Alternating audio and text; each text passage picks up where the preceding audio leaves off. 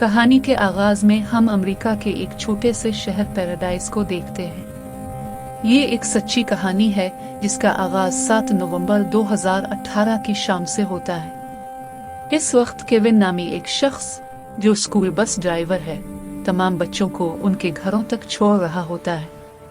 इसके बाद वो बस को गैराज में खड़ी करता है और अपनी बास से पूछता है कि क्या वो इस महीने कुछ ओवर टाइम कर सकता है।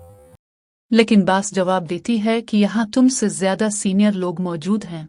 अगर ओवर टाइम की जरूरत पड़ी तो पहले उन्हें तरजीह दी जाएगी, अगर फिर भी जरूरत हुई तो तुम्हें बताया जाएगा। जब केविन घर पहुंचता है तो उसे डॉक्टर की कॉल आती है जो उसके कुत्ते का इलाज कर रहा होता है।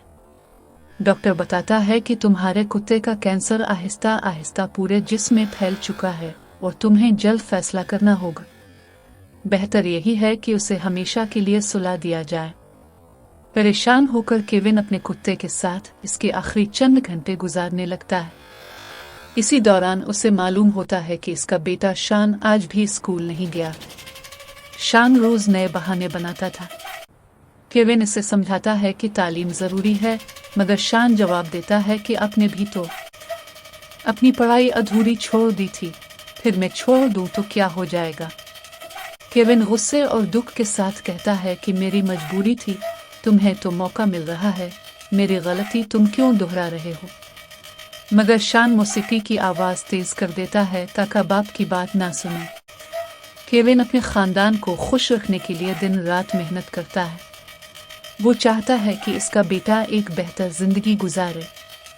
उदास दिल के साथ वो अपने कुत्ते को डॉक्टर के पास ले जाता है और भारी दिल से कहता है कि उसे सुला दिया जाए, मैं इसे मजीद तकलीफ में नहीं देख सकता। अगले दिन अचानक मौसम खराब हो जाता है। तेज हवाएं चलने लगती हैं, तूफान थमने का नाम नहीं लेता। इसी दौरान एक बिजली के खंभे में जोरदार धमाका होता है और तारे खुश्क पहाड़ों पर गिर जाती हैं। लम्हों में हर तरफ आग फैल जाती है। इसी सुबह केविन काम पर पहुंचता है और महसूस करता है कि आसमान सियाह हो चुका है। वो रोज की तरह बस लेकर बच्चों को स्कूल छोड़ने निकल जाता है। वापसी पर उसकी बास रूबी इसे बस को सर्विस के लिए ले जाने का कहती है और ओवर टाइम देने का वादा करती है। इसी वक्त फायर डिपार्टमेंट को पहाड़ों में आग लगने की इत्तला मिलती है। पूरी टीम फौरन हरकत में आ जाती है। कुछ देर में उन्हें आग के शोले नजर आने लगते हैं। दूसरी तरफ केविन को इसकी मां का फोन आता है कि शान की तबीयत बहुत खराब है और इसे फौरन अस्पताल ले जाना होगा।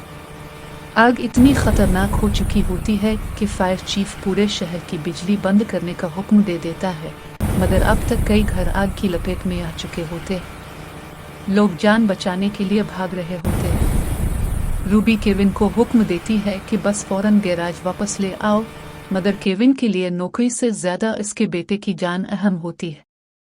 वो दवा लेने रुक जाता है। धुआं मजीद गहरा होता जा रहा होता है और शहर में अफरा तफरी फैल चुकी होती है। आखिरकार पूरे पैराडाइज शहर को खाली करने का हुक्म जारी हो जाता है, मगर बिजली बंद होने की वजह से सिग्नल्स काम नहीं कर रहे होते। तेज हवा की वजह से हवाई जहाज भी आग पर काबू नहीं पा रहे होते।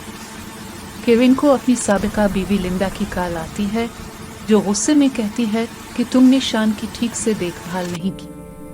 फोन बंद होते ही केविन घबरा जाता है और बस का रुख अपने घर की तरफ मोड़ देता है। उधर स्कूल में बच्चों को निकालने के लिए बस की जरूरत पड़ती है। केविन आगे बढ़कर कहता है कि वो बच्चों को ले जाएगा।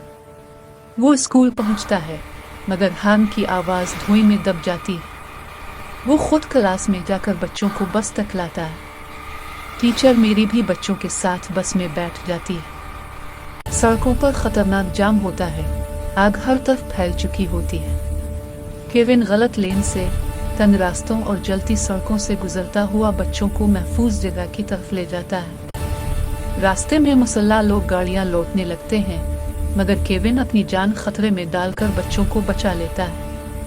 आखिरकार कई घंटों की जिदोजहद के बाद वो आग के बीच से बस निकालने में कामयाब हो जाता है। बच्चे अपने वालिदैन से मिल जाते हैं। मेरी खुशी से केविन को गले लगा लेती है। बाद में केविन को मालूम होता है कि इसकी माँ महफूज है और उसका बेटा भी बच गया है। जब वो अपना जल चुका घर देखता है तो मायूसी से टूट जाता है, मगर इसी लम्हे इसका बेटा इससे लिपट जाता है। इस लम्हे केविन को यकीन हो जाता है कि अभी सब खत्म नहीं हुआ। वो अब एक बेहतर बाप बनेगा और अपने बेटे के साथ अपना रिश्ता जरूर संवारेगा। ये कहानी यहीं खत्म होती है।